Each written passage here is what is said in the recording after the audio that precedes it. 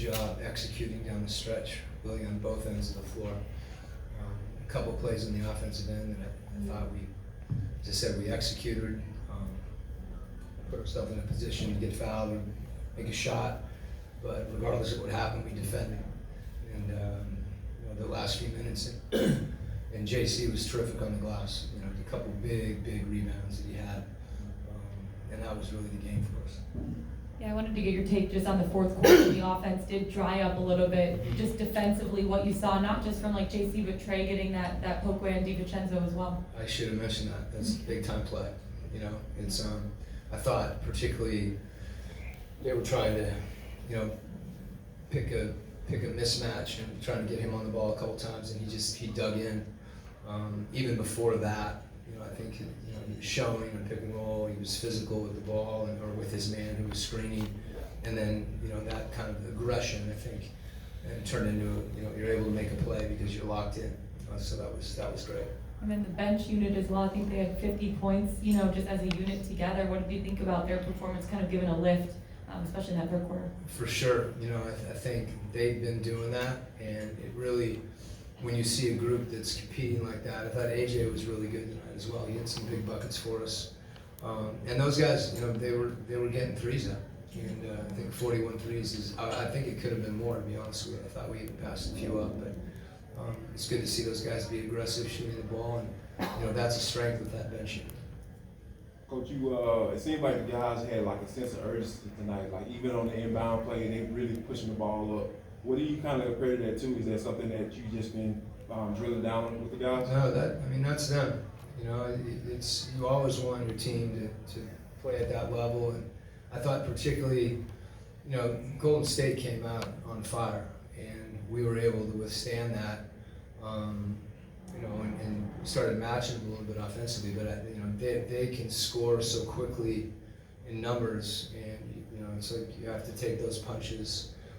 And I thought our whole team was able to do that. We really stuck together throughout the entire game. Coach, I was just about to ask you about that.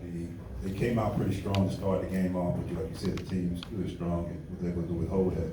What did you do differently? Was it anything, or just your team just fighting through it? I think more than anything, we just kept competing. You know, when they were hitting shots early, there might have been a breakdown or two, but that happens against Golden State. I mean, they put you in really difficult positions and make you communicate, and even when you do that, you know, they're capable of making shots. So the biggest thing I think is the game went on particularly late. We were able to defensive rebound, and a lot of those offensive rebounds early were turning into the threes. So getting everybody on the boards, and when you're able to do that, you know, it gives you some advantages on the other end. To hold Jordan Poole, Steph, and Clay, so combined 8 of 28 from 3. I'm just curious if that was just attributed to the closeouts being a little bit faster, or just maybe rushing them off their spots a little more. You know, those guys are capable of going, you know, 20 for 28, and sometimes it's something you do, sometimes it's a clean look and they just miss, because you know there's a lot of those where they make them. So I think you know, just focusing on what we can do.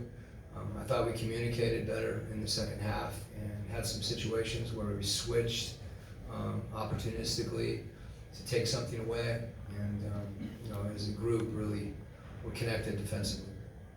You mentioned a minute ago, you know, Golden State's offense putting you in difficult spots. They had a lot of points in the paint, points at the rim in the first half. Was there something that changed in the third quarter? Because it seemed like then Okongwu and Capella got a lot of you know, contests at the rim in the third quarter. Yeah, I think a couple things.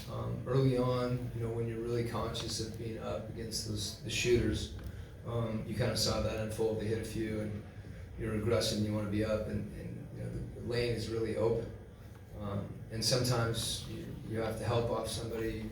You know, you don't want to help off Steph or to take advantage of, you know, to help on a roller. So you give a few of those up. I thought we were better at identifying those situations, and we're over further to give help, and it showed on the boards as well. And the other thing is just executing in those switching situations. You know, where that big or whoever it is, a handoff or pick and roll doesn't get below you. And we did a better job there too. I know you mentioned AJ's offense, but what did you see out of him defensively, especially since he's learning? He just, you know, he just competed, you know, and for a young player, you know, to be, we've got two guys, you know, he and Jalen that are young. We had a lot of young guys, but those two in particular, and Jalen's been playing, and then AJ had his moment tonight, and you know, he was obviously ready. He's done that this year. You know, and on both ends, as you said, I think when you throw yourself into the defense, you know, your offense comes naturally, and that's what he did tonight, and he's proud of him. Any final questions?